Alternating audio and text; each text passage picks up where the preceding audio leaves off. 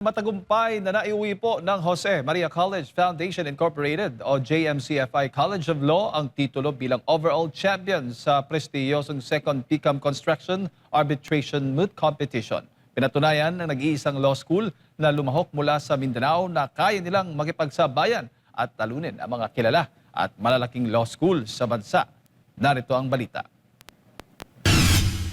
Jose Maria Nagtala ng makasaysayang tagumpay ang Jose Maria College Foundation Incorporated o JMCFI College of Law matapos itong hirangin bilang overall champion sa prestiyosong Second PICAM Construction Arbitration Moot Competition na ginanap kamakailan sa UP PGC Henry C. Senior Hall. Pinatunayan ng JMCFI Debate and Moot Society na kayang makipagsabayan ng law students mula sa Mindanao sa pambansang entablado matapos nilang talunin ang iba pang mga tanyag na law school sa bansa, kabilang na ang De La Salle University, Tanyada Diokno School of Law at Ateneo de Naga University. Bukod sa titulo ng kampyonato, nasungkit din ng JMCFI ang karangalang Best Oralist Correspondent na iginawad kay April Noeli Armilia. Para kay Armilia, hindi madali ang kanilang pinagdaanan bilang nag-iisang law school na nagmula sa Mindanao. It's very, of course, overwhelming that we were the only Mindanao team and we bagged the championship. So, but of course, it wasn't an easy feat. We had to go through a lot of challenges, a lot of sleepless nights for preparation. But of course, all the grit, all the sacrifices came into fruition and we were able to bag the championship and we're very happy and grateful about it.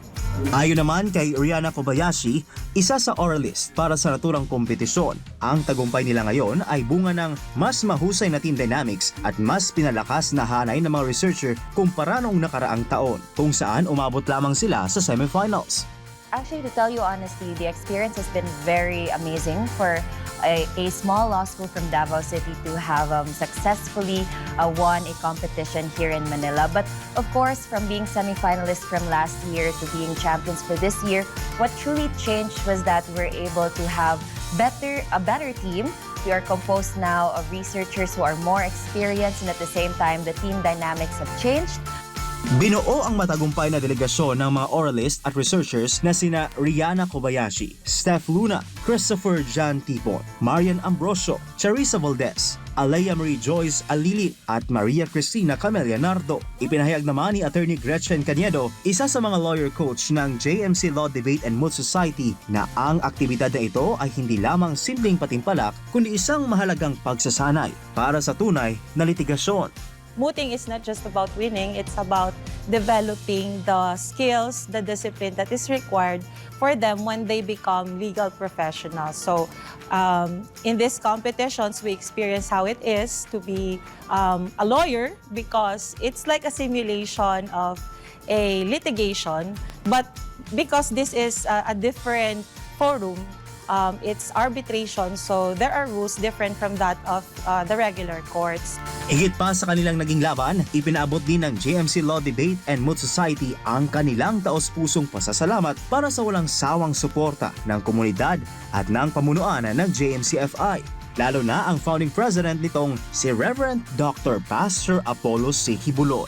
I'd like to take this opportunity to, of course, thank you, Pastor Apollo C. Kibuloy, our founding president, for always giving us the chance to compete and for us to show how much we've worked for this and how much JMC has come so far since its establishment in 2016. I hope that this win that we've had today will inspire more students, those who are already enrolled at the JMCFI Law School, and even those who are planning. I hope that this will encourage them to join us and be part of the Debate and Moot Court Society. First and foremost, we would like to extend our deepest gratitude to Pastor Apollo C. Kibuloy for always instilling excellence as a norm in the JMCFI College of Law.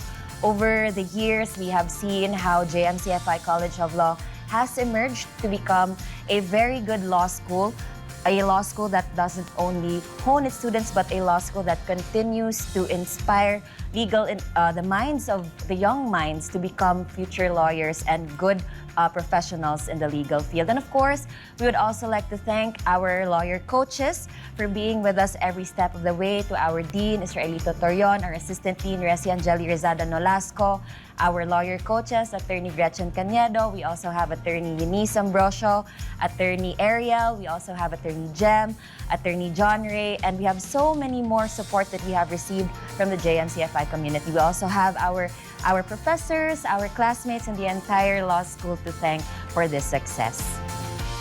We are very lucky that we are backed by an institution that supports us in all aspects, financially, morally, even spiritually. So, of course, that we could say that it's foundational to the success that we attain. So, this isn't just a win that the team garnered. This is a community win.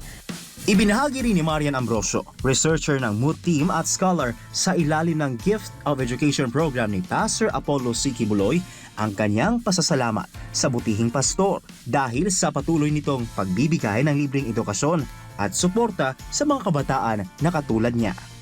Pastor, thank you very much for all the privileges and the blessings that I have received from you ever since I was in grade school, up until in high school and in college, even when I took my CPA board examinations, and up until now that I am a third-year law student. You have supported me unceasingly, Pastor. You have provided for all of my needs, and even though we may not be related by blood, Pastor, you saw something in me, something worth investing in me. You invested your time, you invested everything that I need, and you believed in me, Pastor.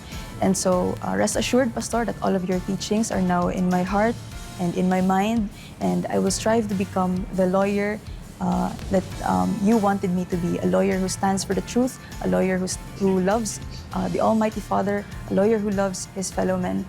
And Pastor, we love you so much and we miss you. See you soon, Pastor. Samantala, hindi ito ang unang pagkakataon na nag-uwi ng malaking karangalan ang grupo ngayong taon. Bilang karagdagang patunay ng kanilang winning streak, kamakailan lamang ay nasungkit din ng JMCFI College of Law Debate and Moot Society ang championship title sa idinaos na Association of Law Students of the Philippines Mindanao Debate Competition. Mula rito, tuloy na pinatutunayan ng JMCFI College of Law na ang dekalidad na edukasyon, mahigpit na disiplina at matibay na suporta ng komunidad ay sapat upang makahubog ng mas mahuhusay at may prinsipyong mga tagapagtanggol ng batas. Thank you, JMCFI community, and thank you, Pastor! Para sa Diyos at sa Pilipinas kumahal, Prince Tripoli, SMNA News.